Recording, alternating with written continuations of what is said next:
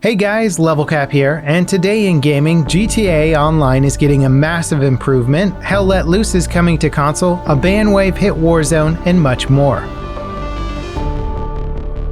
A few weeks ago, we reported on a modder who fixed GTA Online's long load times. He reverse engineered the game's loading process and discovered it was doing a ton of pointless checks that massively slowed the entire process down. His fix involved directly modding game files, which could potentially get players banned. But fortune favors the noteworthy. Thanks to the popularity of Toast's blog post about this fix, GTA's developer Rockstar took notice. They reached out to him about implementing his fix officially and paid him $10,000 for his work. This is thanks in part to their bug bounty program that pays modders and third-party engineers for fixes, but it's typically reserved for security exploits. As for how effective the official implementation of Toast's work is, we'll have to see what Rockstar does. Toast's fix improves the load times by up to 70%. Rockstar will add the official fix with the game's next title update. The big saving grace of official support for the fix is that it should also be available on consoles. Toast's fix requires modification of the game's files, which means it's impossible to do it on console. Rockstar patching the game with an official version for the fix should apply to all platforms. Tactical World War II FPS Hell Let Loose is targeting a next-gen console release later this year. In a recent financial report, the game's publisher, Team 17, officially announced a PlayStation port is in the works. Many gamers out there have been asking for a more tactical FPS game on console. Hell Let Loose is a name that gets thrown around a lot in this regard, and while PC players have the world and more to choose from when it comes to tactical games, console players only have a handful of options. The delay of Insurgency Sandstorm on console created a significant opportunity for smaller titles to gain some traction. Hopefully, Hell Let Loose makes its way to console soon because it's in a prime position to do quite well.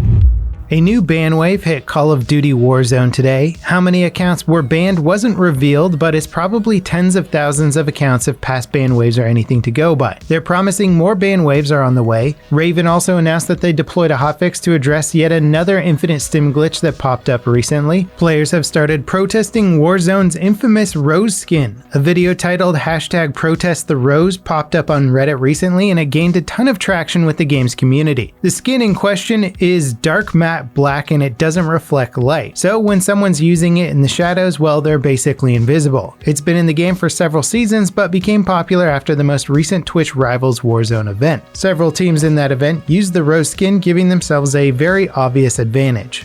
The zombie event is spreading to the hospital area based on new care packages sent out to COD partners. So far, the zombie outbreak in Warzone has just been going from one location to another without really spreading to multiple areas at once. The theory about this event is that the zombies infestation will spread across the map, leading to a nuclear event that obliterates everything. Based on what's been happening in game though, it seems more likely that the zombies will move to an important location like a missile silo or a bunker and maybe trigger something. Season 3 will supposedly launch a new map for Warzone that replaces the current one.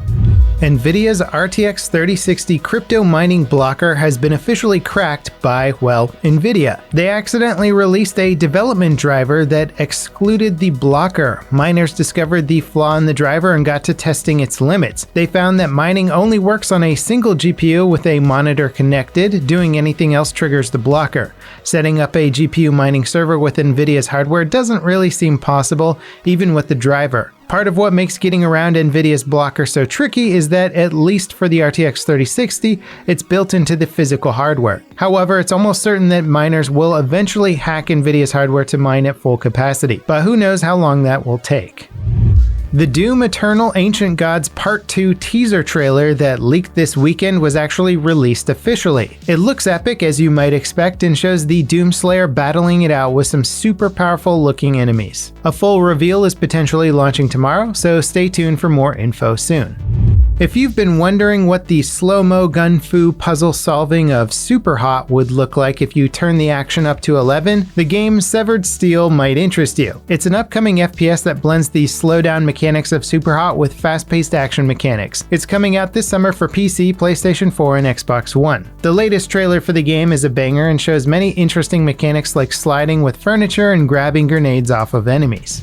Operation Crimson Heist for Rainbow Six Siege is live. It adds a new operator called Flores with an explosive drone, a rework of the border map, and a bunch of other minor tweaks and updates. We'll be taking a deeper look at the update in a video later this week, so stay tuned for that. In other Siege news, beta invites for the standalone co-op game Quarantine are being sent out to players. Players that signed up for email updates about the game are getting sent invites to a classified technical test for an unnamed Ubisoft game. The test will happen on PC, PlayStation 4, and Xbox One soon. Unfortunately, you need to sign an NDA to get access, so don't expect a ton of footage or info coming from players. Despite the recent controversy surrounding Star Citizen's development, the game has officially passed $350 million in crowdfunding. The game hit $300 million last June, which means it added more than $50 million in less than a year. That makes 2020 one of the game's most successful years to date. And while the game is still far from finished, the past year has been a whirlwind of significant updates and improvements to the playable alpha. Star Citizen will remain in alpha through 2021. The latest season of Fortnite kicked off in spectacular fashion last night with an in-game event that has made things a bit wilder. The new season is called Primal and features animals roaming the map that can be killed for health and crafting resources. Collect enough resources and you'll be able to craft makeshift weapons like an assault rifle and bow. The map has also been reworked with a new central spire and autumn-themed appearance. Intel's 11th gen CPUs have been officially revealed. Pricing for the i7 and i9 Rocket Lake CPUs is a bit higher than previous gen CPUs in the same category, but the i5 processor will stay at the same price point. That's good news for people looking to build a budget-oriented PC with new hardware. Rocket Lake will be the final generation of Intel's 14nm processor node, so while you shouldn't expect a massive performance leap with the new CPUs, their next generation processor should be a pretty big step up. According to Insider Info, Intel's 12th gen CPUs will be on a 10nm processor, an entirely new design. Before we get to our final story today, just a quick reminder to check us out on social media. We post breaking news updates and info on TikTok, Twitter, and our dedicated LevelCap Shorts YouTube channel. So whatever platform you prefer, we've got you covered.